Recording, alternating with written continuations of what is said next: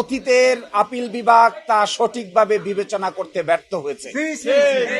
ফলশ্রুতিতে আজকে জনাব এটিএম আজহারুল ইসলাম সাহেব কে বেকসুর খালাস প্রদান করেছেন।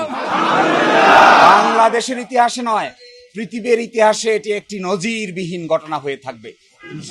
এরই মাধ্যমে আমরা মনে করি ন্যায় বিচার প্রতিষ্ঠিত হয়েছে, সত্য বিজয়ী হয়েছে, মিথ্যা পরাভূত হয়েছে।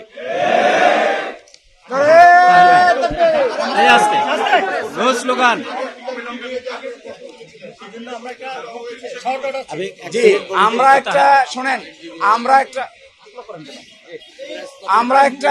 আমরা একটা শর্ট অর্ডার চেয়েছি, অ্যাডভান্স অর্ডার চেয়েছি। এই অ্যাডভান্স অর্ডারটার আদালত মঞ্জুর করেছেন। আদালত বলেছেন আমরা চেষ্টা করব আজকেই যেন আজকে এবং কালকের মধ্যে যেন এই শর্ট অর্ডারটা প্রসেস হয়ে জনাব এটিএম আজহারুল ইসলাম সাহেব মুক্তি পেতে পারেন। এই জন্য সকল আইনি ব্যবস্থা আমরা গ্রহণ করব।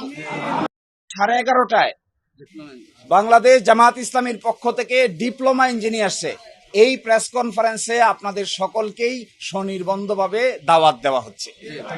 কুল জাল হাক্কা ওয়া জাহাকাল বাতিল ইন্নাল বাতিলা কানু জাহাকা। কোরআন বলেছে যে সত্যের বিজয় হবে, মিথ্যা দূরীভূত হবে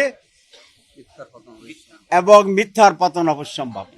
আজকে মহামান্য সুপ্রিম কোর্টের রায়ের মাধ্যমে এই সত্যই প্রমাণিত হয়েছে। অ্যাডভোকেট শিশির বলেছে সত্যের বিজয় হয়েছে, সত্যের বিজয় হয়েছে, সত্যের বিজয় হয়েছে। আজকে 11:30টায় সম্মেলন হবে, সেখানে আমাদের মহতারাম আমির জামাত প্রেস কনফারেন্স অ্যাড্রেস করবেন।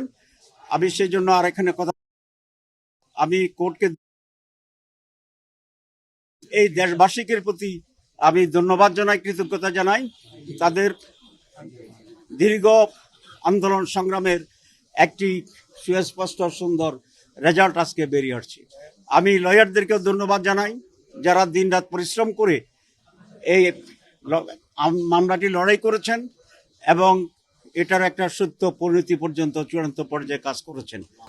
আজকে অ্যাপিলেট ডিভিশন যখন বলেছে যে ইন্টারন্যাশনাল ক্রাইমস ট্রাইব্যুনালের বিচারে আন্তর্জাতিক আইনের প্রযোজ্যতা প্রয়োজন, এই ব্যাপারে আমাদের প্রসিকিউশনের পক্ষ থেকে আমরা এখনো একমত পোষণ করছি এবং এই রায়ের পক্ষে আমরা এখনো কথা বলছি।